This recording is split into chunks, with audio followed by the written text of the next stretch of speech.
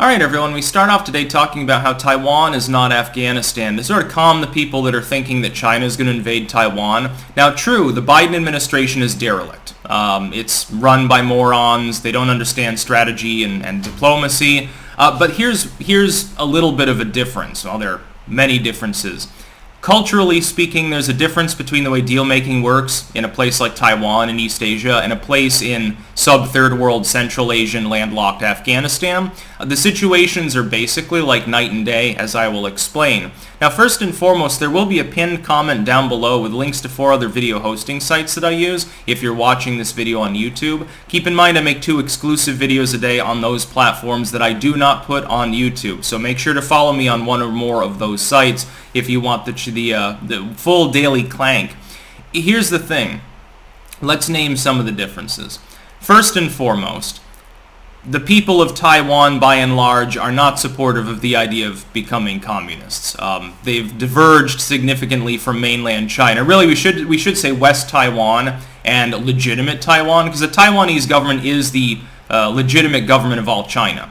The United States recognized this, by the way, for decades after Taiwan gained independence. The United States didn't stop understanding that until the 1970s as part of a botched effort to try to bring China out of the darkness of communism, which worked as far as creating a facade free market. China got really wealthy, now it has a middle class bigger than the United States, but it didn't stop the authoritarianism. It didn't get rid of the imperialism, which is what China operates with. When they attack and take over Tibet, they call it a liberation. When they oppress the Uyghur Muslims, when they warmonger after Hong Kong or Taiwan, really what it is an imperialist movement. China does not want to stay within the borders that it has. It wants to take over the world.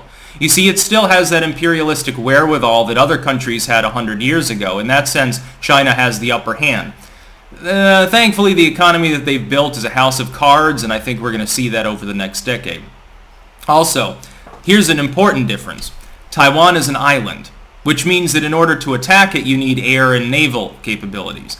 The Chinese Navy is not particularly adept. They've got 1 aircraft carrier, it's got a ramp, and when they first floated it, I think it sprung a leak and they had to dry dock it for months. Navally speaking, China is a secondary power, okay? The United States, meanwhile, is hegemonic and rules the waves like the British did 200 years ago. If the United States were to keep to the agreement, we do have a mutual defense treaty with Taiwan, and Japan does, I believe, too. It wouldn't really be a matchup. Unfortunately, one thing is that China and the United States can't directly come to blows without the risk of a nuclear war, which would be very interesting, it'd be big news, and people would be saying it's the end of the world. This is why I don't think China would attack. I think that even though they think Biden is weak, there's a huge difference in the dynamic there, and the importance is also different. The U.S. people had lost complete support for the idea of the war in Afghanistan, but there is no war between China and Taiwan. We're just an interested party that has troops there and naval assets in the general region. Therefore, it's different. If China were to randomly begin amassing forces and saying, we're going to invade Taiwan and liberate them from capitalism, it would be different. It's not like Afghanistan. You know, more Americans can find Taiwan on a map, I'm sure. Taiwan also has higher troop readiness. The Afghan government's forces basically laid down their arms and said, fuck it. It would be different with Taiwan. I genuinely believe that the troops would actually fight. They have anti-ship systems, they have interception systems for missiles, and in order for China to even make a beachhead, they would have to fire huge amounts of ordnance into Taiwan first to try to attack the anti-air, anti-ship systems just to be able to land a single man in Taiwan. The problem is that the civilian casualties in Taiwan would be catastrophic. They'd be asinine. And the entire world would condemn China. At some point, basically, you'd have an embargo of China. The problem is that Chinese economy is entirely based on exports.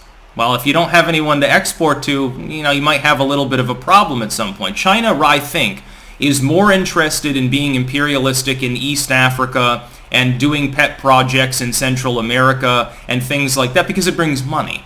China is very imperialistic, but their strategy for decades has been to use money as a form of imperialism. Technically, the doppelganger of what the United States tried to do with China, and of course failed. My belief is that the way to stop China is to stop doing that. Freeze them out.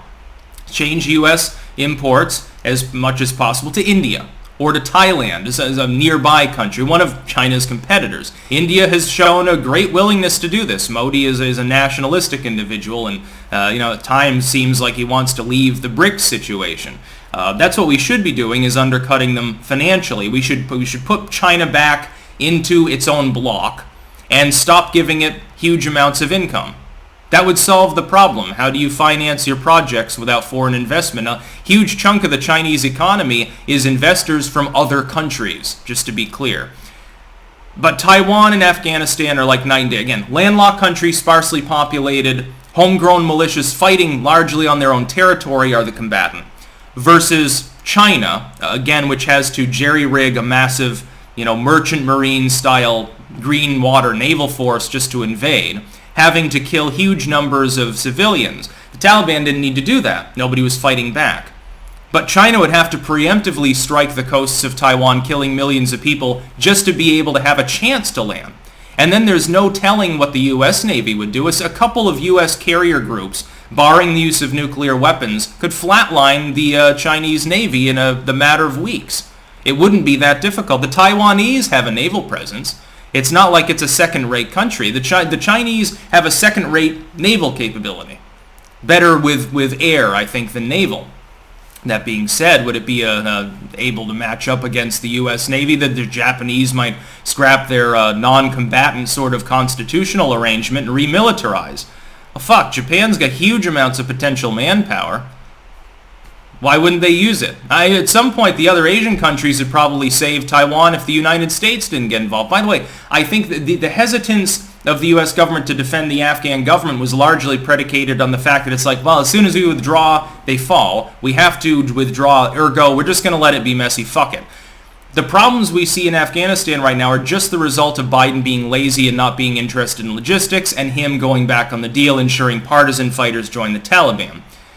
But with China and Taiwan, you don't have the non-state actor dynamic. You don't have the ability to march on Kabul in a convoy, because it's an island. It's totally different. You have to have naval capabilities, and China's Navy is ultimately, in the ability to actually carry troops on to Taiwan, it would take an inordinate amount of time. I think the way around this, again, is twofold.